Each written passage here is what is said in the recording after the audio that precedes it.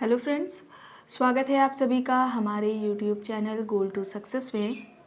Friends, अगर आप channel पर नए हैं तो चैनल को सब्सक्राइब कर लीजिए। चैनल का नाम है गोल टू सक्सेस। अगर आप नेट, जेआरएफ, पीजीटी, जीआईसी या फिर असिस्टेंट प्रोफेसर एग्ज़ाम की तैयारी कर रहे हैं सोशियोलॉजी से, तो इस चैनल के साथ जुड़कर आप यहाँ से अपनी स्टडी को कंप्लीट कर सकते हैं। प्लेलिस्ट में उन सभी वीडियोज़ के फोल्डर्स मिल जाएंगे, आप वहाँ से उन वीडियोज़ को देख सकते हैं। तो चलिए स्टार्ट करते हैं आज की वीडियो। फर्स्ट क्वेश्चन है, एक समूह जिससे तुलना करके हम अपनी परिस्थिति की परख करते हैं वो कहलाता है। ऑप्शंस हैं स्वजन समूह, समकक्षीय समूह, द्वितीयक समूह या फिर संदर्भ समूह। तो ऐसा समूह जिससे तुलना करके हम अपने जो परिस्थिति है उसकी जांच करते हैं वो क्या कहलाता है? संदर्भ समूह है। ऑप्शन डी यहाँ पर राइट आंसर हो जाएगा।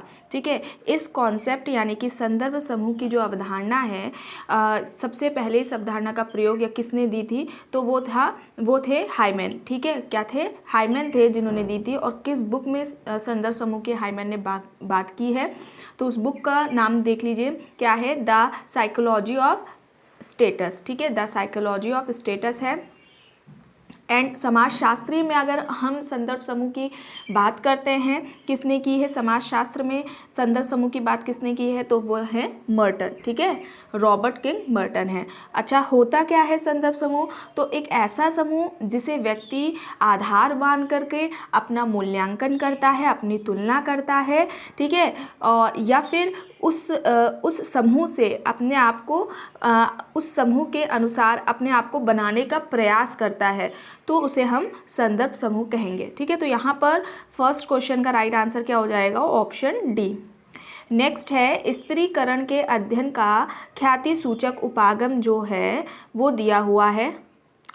ऑप्शंस देखिए, रिचर्ड सेंटर्स हैं, रॉबर्ट लीड हैं, लॉयड वार्नर हैं, मैक्स वेबर हैं।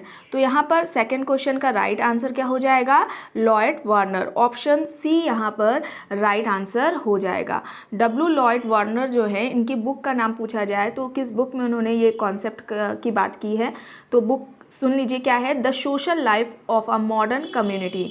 The social life of a modern community है। और इन्होंने यांकी सिटी जो कि अमेरिका की है वहाँ पर अध्ययन किया था।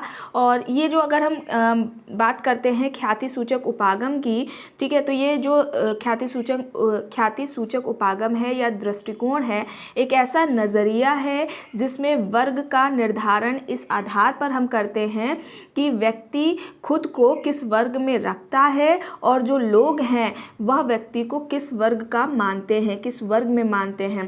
ठीक है, तो एक ऐसा नज़रिया है जिससे जो क्लास है उसका निर्धारण होता है और इस आधार पर होता है कि व्यक्ति खुद को किस वर्ग में रख रहा है, किस वर्ग का वो सदस्य है। ठीक है, अपने आप को मान रहा है और दूसरे लोग भी उस व्यक्ति को किस वर्ग में मानते हैं, ये एक नज़रिया है। ठीक है, बुक का नाम क्या है? The social life of a modern community. ठीक है, यांकी सिटी पर इनका फील्ड वर्क था वार्नर का।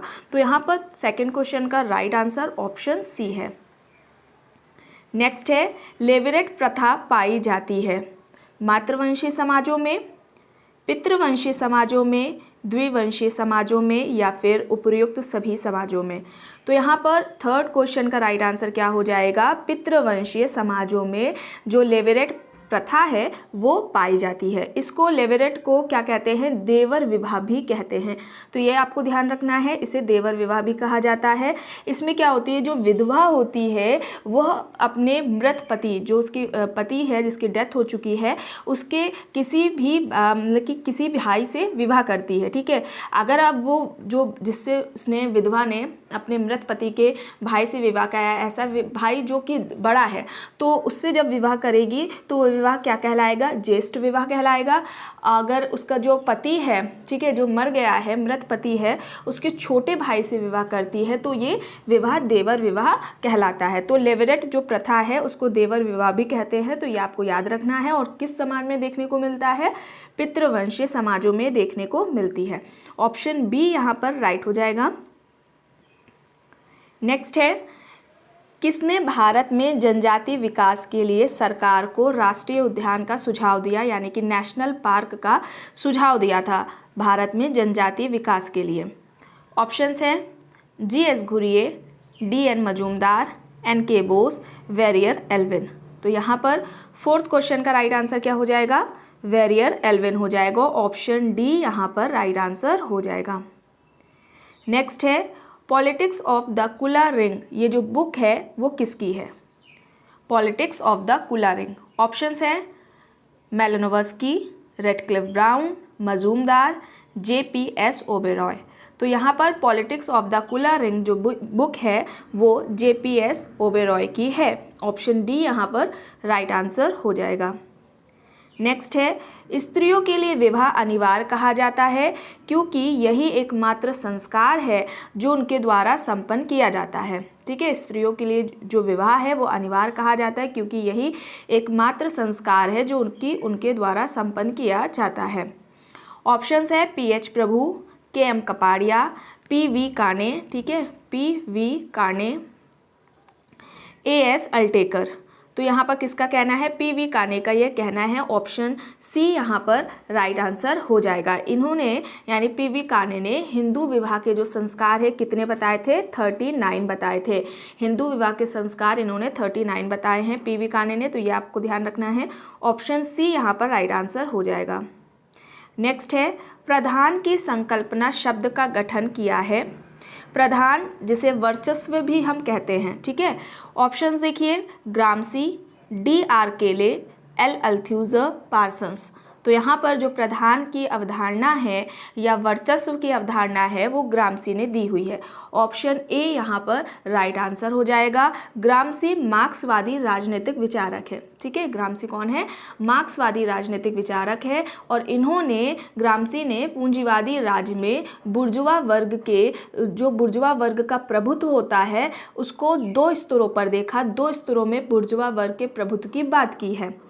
पहला राजनीतिक समाज और दूसरा नागरिक समाज। ठीक है, पहला राजनीतिक समाज में प्रभुत्व की बात की और दूसरा नागरिक समाज में प्रभुत्व की बात की है। तो ये बातें आपको याद रखनी है, ग्रामसी से रिलेटेड है। ऑप्शन ए यहाँ पर राइट है। नेक्स्ट है स्त्रियों ने सभ्यता की सभी मूर्खताओं और बुराइयों को उपार्जित किया है और लाभदायक परिणाम को वे नहीं पा सकी हैं। किसका कहना है? ऑप्शंस है नैन्सी चाड्रो, मार्गरेट मीड, मेरी वॉलस्टोनक्रॉफ्ट और ऑप्शन डी है इनमें से कोई नहीं। तो यहाँ पर मेरी वॉलस्टोनक्रॉफ्ट यहाँ पर ऑप्शन सी राइट आंसर हो जाएगा। नेक्स्ट है एक निम्न जाति का व्यक्ति मांसाहारी भोजन खाना छोड़ देता है और अनुष्ठानिक उपासनों को अपनाता है। निम्न में से कौन सा एक इस व्यवहार को सर्वोत्तम रूप से वर्णित करता है? ऑप्शंस देखिए संस्कृतिकरण, परसंस्कृतिकरण, संस्कृति ग्रहण, समाजीकरण। तो यहाँ पर ये क्या कहलाएगी? संस्कृतिकरण। ऑप्शन ए यहाँ पर राइट आंसर हो जाएगा। सबसे पहले ये कॉन्सेप्ट MS श्रीनिवास ने दिया था। ठीक है, रामपुरा की कुर्ग जाति का अध्ययन करके ये दिया था। ठीक है, अगर आप चैनल पर नए हैं, संस्कृतिकरण क्या होता है, कॉन्सेप्ट किसका है, ठीक है, अगर आपको नहीं पता है तो प्लेलिस्ट में जाइए, वहाँ पर आपको एक फोल्डर मिल जाएगा। ठीक है, उसमें अलग से वीडियो बनी हुई है तो वहाँ से आप देख सकते हैं। ऑप्शन ए यहाँ पर राइट आंसर हो जाएगा। नेक्स्ट है वह सामाजिक समूह जिसमें आमतौर से निश्चित क्षेत्र, बोली, सांस्कृतिक समरूपता तथा एकताकारी सामाजिक संगठन हो या पाया जाए तो उसे हम क्या कहेंगे? ठीक है, ऑप्शन देखिए जाति, वर्ग, कृषक वर्ग या फिर जनजाति। तो यहाँ पर क्या है? जनजाति। ऑप्शन डी राइट आंसर यहाँ हो जाएगा। नेक्स्ट है अपने विचारों को आदर्श सिद्धांतों पर आधारित करके लीच एवं बेले जैसे पर्यवेक्षकों ने यह निष्कर्ष निकाला है कि भारतवर्ष में जाति प्रथा मुख्य रूप से है। ऑप्शन देखिए, ऑप्शन ए कह रहा है एक गैर प्रतियोगिता व्यवस्था है, ऑप्शन बी एक प्रतियोगी व्यवस्था है, ऑप्शन सी प्रतियोगी एवं गैर प्रतियोगी दोनों ही व्यवस्था है, या फिर ऑप्शन डी ना तो प्रतियोगी है और ना ही गैर प्रतियोगी व्यवस्था है। ठीक है, लीच एंड बेली है। ठीक है, FG बेली। तो भारत में जो जाति प्रथा है वो कैसी व्यवस्था है? एक प्रतियोगी व्यवस्था है। ऑप्शन बी यहाँ पर राइट आंसर हो जाएगा। नेक्स्ट है प्रत्येक चीज कहीं तो उचित होती है किंतु हर जगह नहीं।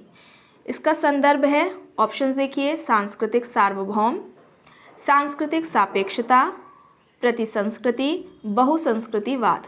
तो यहाँ पर राइट आंसर क्या हो जाएगा, ये क्या कहलाएगा, प्रत्येक चीज़ कहीं तो उचित होती है किंतु हर जगह नहीं, ये सांस्कृतिक सापेक्षता कहलाएगा। ऑप्शन बी यहाँ पर राइट आंसर हो जाएगा। ठीक है, किसी भी संस्कृति को, किसी भी कल्चर को उसी संस्कृति या उसी समाज के जो मानदंड होते हैं, आदर्श होते हैं, उन्हीं में उसे देखना चाहिए। ठीक है, जब उसी के अंदर ही हम उसे देखते हैं तो इसको सांस्कृतिक सापेक्षता हम कहते हैं। ठीक है, सभी कल्चर क्या होते हैं, अपनी अपनी जगह बेस्ट होते हैं, श्रेष्ठ होते हैं।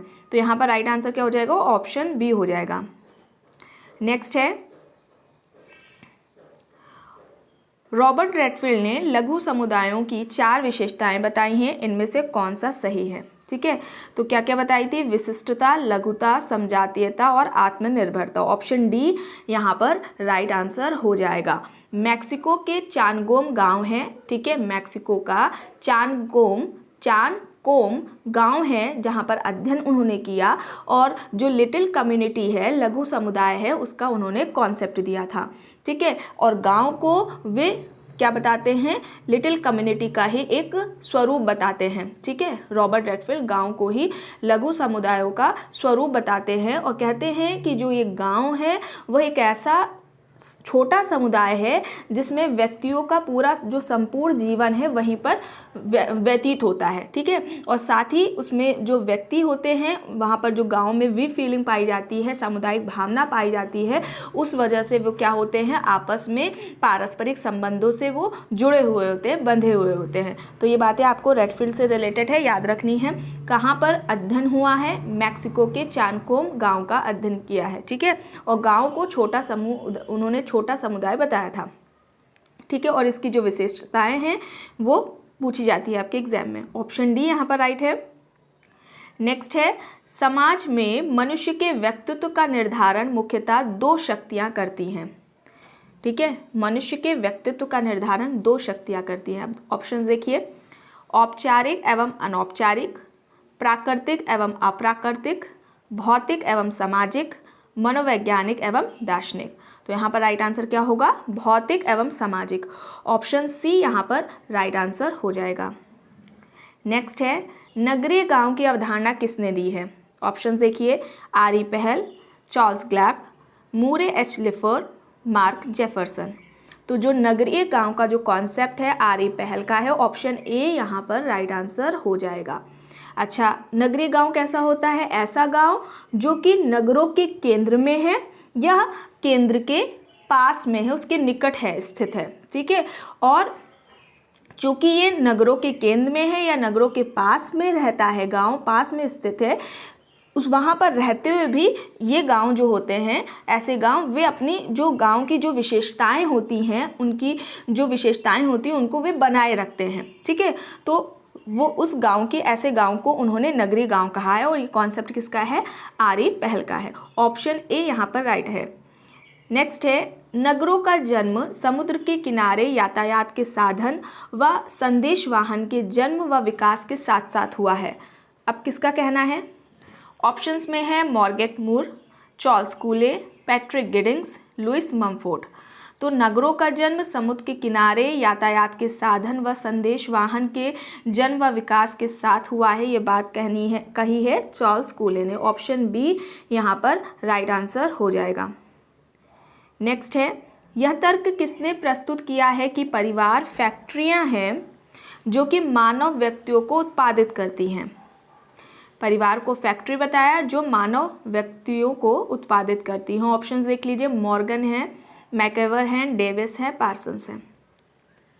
तो यहाँ पर राइट आंसर क्या हो जाएगा, पार्सन्स हो जाएगा। ऑप्शन डी यहाँ पर राइट आंसर हो जाएगा। इनका जो मेन कॉन्सेप्ट है सामाजिक क्रिया का सिद्धांत है, सेकेंड सामाजिक व्यवस्था का, एंड थर्ड जो फंक्शनल थ्योरी दी हुई है उन्होंने वो है। ठीक है, सोशल एक्शन वाली थ्योरी हो गई, सोशल सिस्टम थ्योरी हो गई, एंड जो फंक्शनल थ्योरी दी हुई है इन्होंने पार्सन्स ने, वो इम्पॉर्टेंट है। इसके अलावा इनकी बुक्स की बात करी जाए तो the structure of social action, ठीक है, the structure of social action. Next है द सोशल सिस्टम, ठीक है, द सोशल सिस्टम। थर्ड है economy and society, economy and society. And next जो इम्पॉर्टेंट बुक है social structure and personality, social structure and personality. And last जो important book है the system of modern society, the system of modern society, ये Parsons की books है। तो ये आपको याद रखनी है। ऑप्शन डी यहाँ पर राइट होगा। नेक्स्ट है संयुक्त परिवार की सर्वप्रथम अवधारणा किसने दी है, ठीक है, ज्वाइंट फैमिली का जो कॉन्सेप्ट है वो सबसे पहले किसने दिया हुआ है। ऑप्शन देखिए मर्डॉक, हेनरी मैन, बैकोफेन और वार्नर। तो यहाँ पर जो ज्वाइंट फैमिली का कॉन्सेप्ट है वो सबसे पहले हेनरी मैन ने दिया हुआ है। यहाँ पर राइट आंसर क्या हो जाएगा, ऑप्शन बी हो जाएगा, ठीक है, क्या हो जाएगा, ऑप्शन बी हो जाएगा। अब जो ज्वाइंट फैमिली है या फैमिली से रिलेटेड जो कुछ इंपॉर्टेंट बुक्स हैं जो आपके एग्जाम में पूछी जाती हैं उन्हें देख लीजिए। फर्स्ट है marriage and family in India, marriage and family in India, ये बुक किसकी है, के.एम. कपाड़िया की है, ठीक है। नेक्स्ट है अर्बनाइजेशन एंड फैमिली, ठीक है, अर्बनाइजेशन एंड फैमिली, ये बुक किसकी है, एम.एस. गोरे की है, ठीक है, एम.एस. गोरे, ठीक है। नेक्स्ट है family and kinship, a study of the pandits of rural Kashmir, ठीक है, family and kinship, a study of the pandits of rural Kashmir, ये किसकी बुक है, टी.एन. मदान की है, किसकी है, टी.एन. मदान की है। एंड नेक्स्ट जो बुक है some aspects of family in Mahua, some aspects of family in Mahua, ये किसकी है, आई.पी. देसाई की है। तो कुछ इंपॉर्टेंट ये बुक्स थी फैमिली से रिलेटेड, तो इनको याद रखना है आपको। यहाँ पर right answer option B Henry Maine हो जाएगा। नेक्स्ट है किसने समाज में परिवार को अत्यधिक महत्वपूर्ण समूह माना है। ऑप्शंस है अरस्तु, MacIver and Page, I P. Desai, Kathleen Gough. तो समाज में परिवार को अत्यधिक महत्वपूर्ण समूह माना है मैकेवर एंड पेज ने, ऑप्शन बी यहाँ पर राइट आंसर हो जाएगा। अरस्तु क्या कहते हैं, जो समुदाय है उसको परिवार का योग बताते हैं, समुदाय को परिवार का योग बताते हैं, या परिवारों का योग समुदाय है, ठीक, परिवारों का योग समुदाय है, ये किसने कहा है, तो ये याद रखना है आपको, अरस्तु ने कहा है। और समाज में परिवार को महत्वपूर्ण समूह माना है मैकेवर एंड पेज ने, ऑप्शन बी यहाँ पर राइट है। नेक्स्ट है संघर्ष एवं प्रतिस्पर्धा में अंतर के संबंध में असत्य है, यानी कि गलत बताना है, क्या है। ऑप्शन देखिए संघर्ष वैतिक होता है, प्रतिस्पर्धा में वैतिकता नहीं देखने को मिलती है, ऑप्शन बी कह रहा है संघर्ष में नियमों का पालन होता है, प्रतिस्पर्धा में नहीं होता है, ऑप्शन सी है संघर्ष चेतन प्रक्रिया है, प्रतिस्पर्धा नहीं है, और ऑप्शन डी में है इनमें से कोई नहीं। तो यहाँ पर राइट आंसर क्या हो जाएगा, संघर्ष में नियमों का पालन होता है, प्रतिस्पर्धा में नहीं होता है। गलत बताना था तो ऑप्शन बी यहाँ पर राइट होगा। नेक्स्ट है निम्न में से कौन सा वायु प्रदूषण मनुष्य के स्वास्थ्य और जलवायु को प्रत्यक्ष रूप से प्रभावित करता है, कजली यानी कि soot, sulphur dioxide, nitrogen oxide, chlorofluorocarbon. तो जो हेल्थ है उस पर और क्लाइमेट पर, ठीक है, डायरेक्टली जो प्रभावित करता है, ठीक है, वो कजली या सूत है, जिसको हम कॉमन लैंग्वेज में क्या बोलते हैं, कालिख भी बोलते हैं, ठीक है। तो यहाँ पर राइट आंसर क्या हो जाएगा, ऑप्शन ए हो जाएगा। अब ये जो कल कारखाने होते हैं, वाहन होते हैं, उनसे निकलता है, ठीक है, धुआं जो निकलता है वही है, और ये जो है हमारे जो स्वास्थ्य होता है और जलवायु है उस पर प्रभाव डालता है। इसके अलावा अगर समस्याएं देखने को देखी जाए तो फेफड़ों से संबंधित जो अस्थमा वगैरह है उसको ये ऐसी समस्याएं प्रॉब्लम्स देखने को मिलती हैं, ठीक है। तो ऑप्शन ए यहाँ पर राइट होगा। नेक्स्ट है जिस आदिवासी नेता को जगत पिता या धरती आबा कहा जाता था वह थे जिरिया भगत, कानू सन्याल, रूपनायक या फिर बिरसा मुंडा। तो आदिवासी नेता जिनको जगत पिता या धरती आबा कहा जाता है वे हैं बिरसा मुंडा, ऑप्शन डी यहाँ पर राइट आंसर हो जाएगा। जो मुंडा विद्रोह था वो कब हुआ था, 1899 से 1900, ठीक है, ये याद रखना है आपको, ऑप्शन डी यहाँ पर राइट हो जाएगा। नेक्स्ट है मौलिक अधिकार के रूप में निजता का अधिकार निम्नलिखित में से किसमें अंतर्निहित है। निजता का अधिकार पूछा गया है फंडामेंटल राइट्स में, ठीक है। तो ऑप्शन ए है स्वतंत्रता का अधिकार, ऑप्शन बी है जीवन और व्यक्तिगत स्वतंत्रता का अधिकार, ऑप्शन सी है समानता का अधिकार, ऑप्शन डी है शोषण के विरुद्ध अधिकार। तो जीवन और व्यक्तिगत स्वतंत्रता का अधिकार यहाँ पर राइट आंसर ऑप्शन बी हो जाएगा। नेक्स्ट है संविधान को एक पवित्र दस्तावेज किसने कहा है, ठीक है, पवित्र दस्तावेज संविधान को किसने कहा है? ऑप्शन देखिए, BR अम्बेडकर, महात्मा गांधी, दीनदयाल उपाध्याय, मोहम्मद अली जिन्ना। तो यहाँ पर BR अम्बेडकर हो जाएगा, ऑप्शन ए यहाँ पर राइट आंसर हो जाएगा। नेक्स्ट है, कौन सी जनजाति भारत की सबसे बड़ी जनजाति है? सबसे बड़ी जनजाति पूछी गई है। ऑप्शन देखिए, गोंड जनजाति है, भील जनजाति दिया हुआ है, संथाल जनजाति और भूटिया जनजाति दिया हुआ है। तो सबसे बड़ी भारत की जनजाति कौन सी है? भील जनजाति है। ठीक है, जनसंख्या के आधार पर भील जनजाति सबसे बड़ी है। ऑप्शन बी यहाँ पर राइट आंसर हो जाएगा। ठीक है, और ये कहाँ पाई जाती है? मध्य प्रदेश में पाई जाती है। सेकंड नंबर पे किसका आता है? भील के बाद सेकंड नंबर पर कौन सी बड़ी जनजाति है? गोंड। और थर्ड नंबर पे कौन है? संथाल जनजाति। ठीक है, इसके अलावा थारू जो जनजाति है, एग्जाम में आपका पूछा जाता है कौन सी जनजाति दीपावली के दिन शोक मनाती है या दीपावली को शोक पर्व के रूप में मनाती है, तो वो थारू जनजाति है। ठीक है, फर्स्ट सबसे बड़ी कौन सी है? भील। सेकंड नंबर पर गोंड जनजाति आ जाएगी और थर्ड नंबर पर कौन सी आ जाएगी? संथाल जनजाति। तो ये आपको याद रखना है, ऑप्शन बी यहाँ पर राइट है। नेक्स्ट है, इंडियन नेशनल आर्मी की स्थापना किसने की है? इंडियन नेशनल आर्मी की स्थापना किसने की है? ऑप्शंस हैं रास बिहारी बोस, ऑप्शन बी है सुभाष चंद्र बोस, ऑप्शन सी है भगत सिंह, ऑप्शन डी है खुदीराम बोस। तो इंडियन नेशनल आर्मी की जो स्थापना है रास बिहारी बोस ने की है, ऑप्शन ए यहाँ पर राइट आंसर हो जाएगा। 1 सितंबर 1942, ठीक है, 1942 को इन्होंने स्थापना की थी।